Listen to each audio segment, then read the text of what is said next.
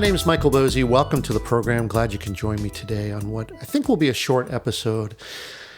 I wanted to talk about something that I call the Ambient Awareness Test and what it is and how to use it. I've been talking a lot about speaking with clarity, with empathy, but in order to have empathy, you got to listen. And this Ambient Awareness Test is a great way to listen to what others think of you and your brand. And it's a way to tell, or at least assess, how well people understand what it is that you do, what your brand stands for, what you're projecting to the world. So here's how it works. For me, I use LinkedIn because it feels like sort of a natural environment for this type of activity, where you've got this closed network of past, present, and future people that you either have worked with or are working with or may work with in the future, right? Sort of this, this network where you've got some loose connections that maybe have potential and you've got some tight connections, from folks that you know very, very well. Now, we often make the mistake that, we think that when we post something, everyone's paying attention to what we do. And of course, that's not the case, right? We're not the center of anyone's world, except maybe, your spouse or your family.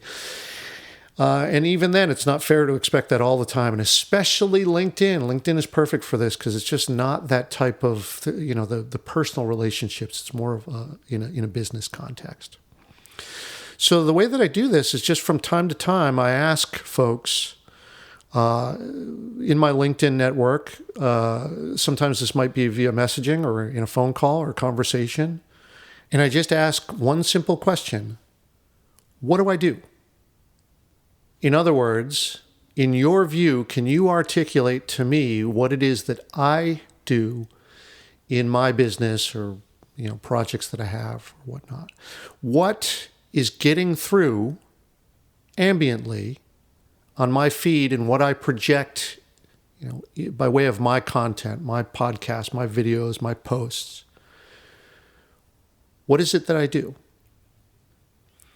The answer to this question is really, really revealing because, look, these are folks who are not intently following every single thing that you do because, to expect that would be ridiculous, right?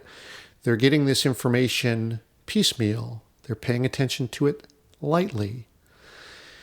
And when they articulate back to you what you do in their own words, there's two things that happen here. One, it's an assessment of what gets through. Are you being consistent enough in your messaging and what you put out there so that someone, even lightly paying attention, gets it? And the second thing, maybe even more important, is when they're using their own language about what it is that you do, that gives you some clues as to how others might describe what it is that you do, right? Because that's what they're doing to you. And some of that language is often really useful because you wouldn't think to use that language because, you have your own way of articulating something, but the way that someone else has received your message, even if it's ambiently, and then can articulate it back to you, or more importantly, when they articulate it to someone else, what is that language they're going to use? This is really important for you to know. And if you do this enough, you might notice a pattern where people are using particular words, terms, phrases to describe your work.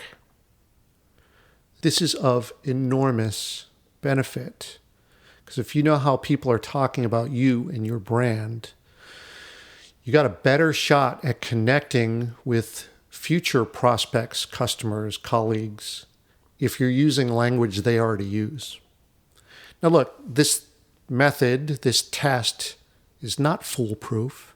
It's just an indicator. It's something that you will, use your best judgment and put it to use or not.